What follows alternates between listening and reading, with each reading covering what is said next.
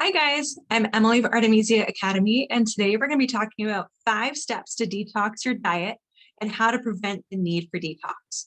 So we've been talking in the last couple of weeks about what detoxing is, the way of getting rid of waste from our body so our body can work in a more efficient way. And we have all these things that accumulate, and so that's why people detox. That's why we go on crazy diets, eat crazy herbs and foods, and do lots of movement programs. And sometimes we have to just get moving, like we talked about last week. But sometimes we also need to just prevent the reason that it's accumulating and building up. So that's what we're going to talk about today. I am a huge fan of cleaning up diets. I'm a nutritionist. I've been working on my food for the last 15 years. And although I didn't start out perfectly, I started out with probably more cookie dough and brownies in my daily regimen than most people should ever be allowed. And over the 10-15 year journey, I have finally figured out what healthy living really means for me. And it's a very individual process. We all find our own versions of our right diet, our right lifestyle, and everything in between. But I think there's some really simple rules that we can live by that break it down for everyone, no matter what your food preferences are. So the 5 ways to detox your diet and environment include, number one, no poison in your food. And so this is like not a revolutionary concept. Like you don't want to eat, you don't want to have poison in your food. And so a lot of people are already aware that they should go organic. If you guys haven't heard of the Dirty Dozen, that's something you can Google really quick. And it's like a list of the top most toxic dozen plants, like strawberries, that are just so highly sprayed that you definitely, if you can't afford everything organic, definitely get these organic. And so I like to focus a lot on, the fleshy vegetables or fruits, strawberries, berries, things that don't have a protective covering like citrus, things that you can't wash off as easily. And then I also like to focus organic on my meat sources and my fat sources. And I know that that is one of those things that price range really can make or break it. But if you can't afford like grass-fed meat, you can maybe afford lean cuts of unorganic meat and then buy grass-fed oils and butters and lard. And that's a great way to supplement organic foods and grass-fed, grass-fed and wilds, meats and fats. And there's some places because, the cost of really healthy eating is a huge deal. And if you just focused on the organic fats or the grass-fed fats, that's going to make a huge difference in your body. Grass-fed oils are always going to be higher in omega-3s, and that's an anti-inflammatory oil that's great for your body and great for reducing all these different buildups that are going on. That would be why we need a detox. So no poisons in your food is one of them. That also can include preservatives, chemicals. And if you get out a nice little package of food and you look at the ingredient list, if you go through it, can you read every ingredient on it? If it's a list of something that you can't read, can't spell, can't pronounce, chances are it's not something you consider food and you shouldn't be putting it in your body anyways. So number 2, very simple, is no food that is poison. This is also kind of hilarious to me, but it's a no-brainer that a lot of us forget about because we've gotten so used to sugars, flours, refined and processed things being considered food, even though we all know they're not good for us and we shouldn't have them every day. So let's redefine, foods that are poison. And I like to use this term crack food.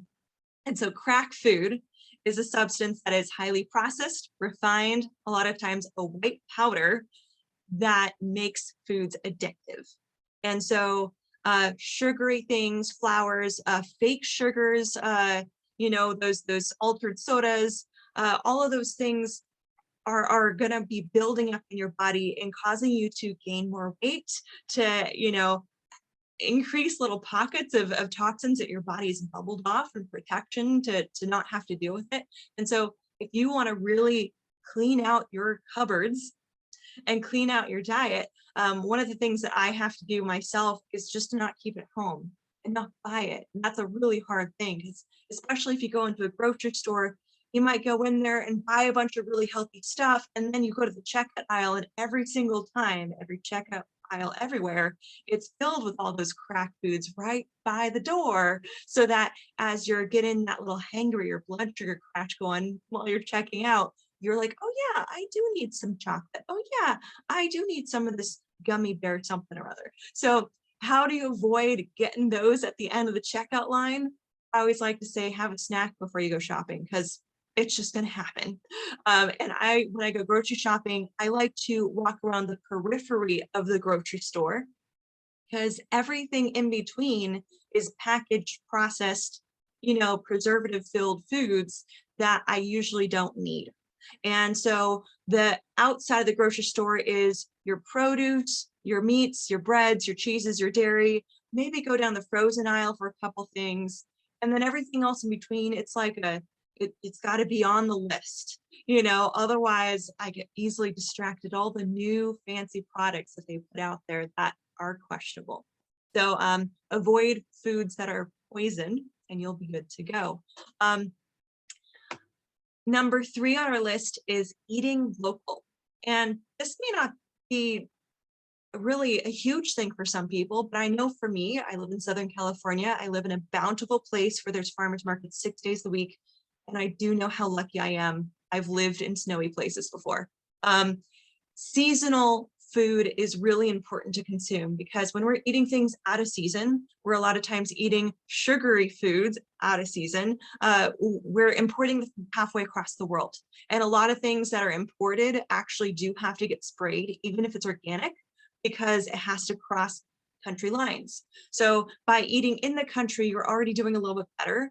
And then if you're eating in your local region, and maybe 200, 400 miles away, that might be really scary for some people. You really start to look at, if it's, meat products, how are these animals treated? What's going on? Are they eating the right things? If it's produce, you really get to see, oh, berries are in season right now. And I appreciate berries so much more because I eat them when they're fresh and local, and they taste so much better than when I eat them out of season, imported from someplace else. So really, not just the flavor, the nutrient content is way richer.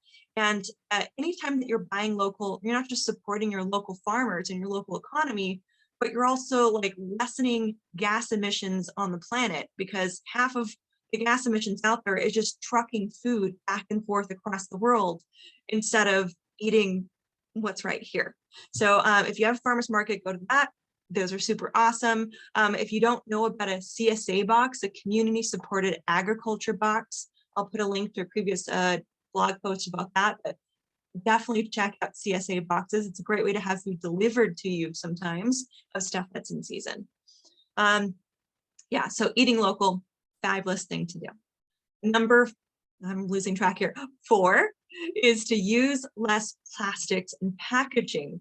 I have tried for years to work on my packaging intake, and that's something that I still struggle with. I know one of the first big steps was like eliminating single-use containers.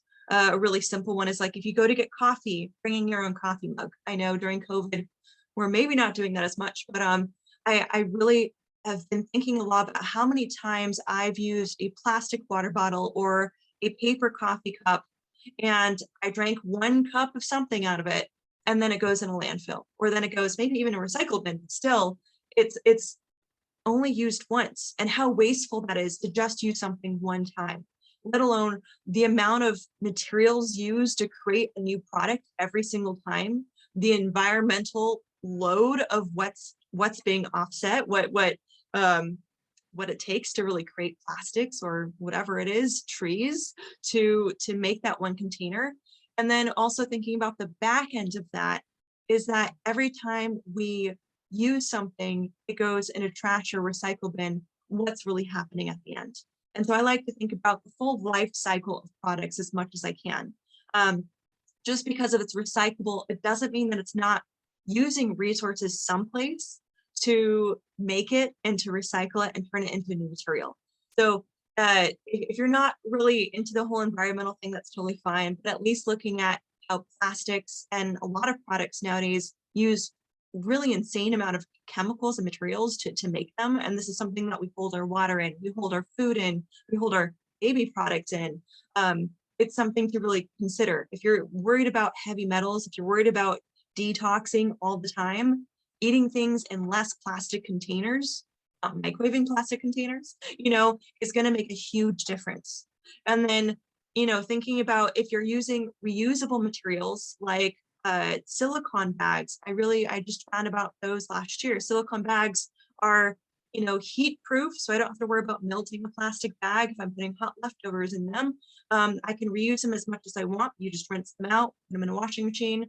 They're also, great for storing things in the freezer.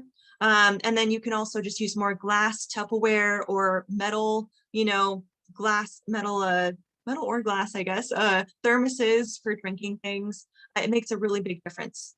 And looking at the end of that life cycle when things are trashed, I've done a lot of research lately into our landfills. And I know in Santa Barbara County, we have our closest landfill is about 35 miles away. And that's the Tahigas landfill. And they were going to cap it at the beginning of 2020. But when COVID happened, they're like, well, there's so much waste here. We can't because we don't have the resources to deal with all this yet. And when I started looking into it, their plan B for a landfill was actually about 100 miles away in Santa Maria. So it's not that we were, being better by closing a landfill. We're just exporting our trash to a further away area, to somebody else's backyard. And Tahigas landfill is a really special spot because it's basically a creek that flows into the ocean. Although it is getting covered up and managed, I'd say, very well, it's still something to think about, that we're never getting rid of our trash. We're just covering it up.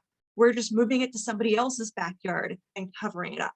So we really need to start thinking about the long-term investment of the foods that we're eating and the trash that we're making, because that is the trash that our food is growing on eventually, or the wastewater is going down the hill from. That's going to affect what poisons are in our foods too. So number 5, I know that was a long run on one. Number 5 is compost or green waste or food scraps. And this one I'm so excited about. You're like, detoxing diet, composting, how is this related? It's now illegal to trash your food scraps in California. Thank you. That was one of, I think, a very cool law that just got passed. And so if you don't know how to compost, we'll be putting out some how-tos on that down the road. But you can just Google it. There's lots of great YouTube videos. And then otherwise, you can put all of your food scraps in a green bin and start having that go towards the county composting programs. And so every time that you're putting less trash or food scraps even into your, trash can, into your landfill, you're putting less toxins in your backyard and in your food. So I want you guys to constantly be thinking about ways that we can reduce the toxins in our environment, because it doesn't matter how much great stuff you eat. If the environment around us is filled with toxins, it's still going to get in us. And that's something that so many people are looking at nowadays. Everyone's, knows somebody that has cancer, that has thyroid issues, that has, multiple health issues. And we're not looking at the why. And the why is we need to start cleaning up. And so cleaning up our diet is, for me, a very personal thing, but even more so, it's kind of a global thing of the more that we clean up how we treat this planet, how we treat our food, the more we're going to clean up our bodies too. So it all adds up. So if you guys are excited about all these different, I'd like to say the permaculture term, stacking functions of how to deal with your diet and your food and the bigger systems at bay, this is one of the main topics we talk about in our community herbalist program. I'm very passionately environmentally minded, as you know, and so we get to go and take our students out on several camping trips around Southern California and really get to see firsthand environmental changes that are happening, as well as, firsthand get to experiment on ourselves of how to make big changes with help, with guidance every step of the way. And so I know for me, when I went through my healing journey, I didn't do it alone. I did it with a lot of help. And I love doing it with other people because I'm always more inspired by the people around me than trying to be like, oh yeah, I have to eat better by myself. And so if you want to be inspired by a community of amazing herbalists and you want to learn how to take care of yourself, take care of our environment, and continue on with your journey to be an herbalist, then take a look. Next week, we'll be talking all about the community herbalist program and teaching you guys how to take the next step in your journey if you want to go deeper down the rabbit hole and learn a whole lot more. So join me next week, and hope you guys have a great weekend this week. Take care.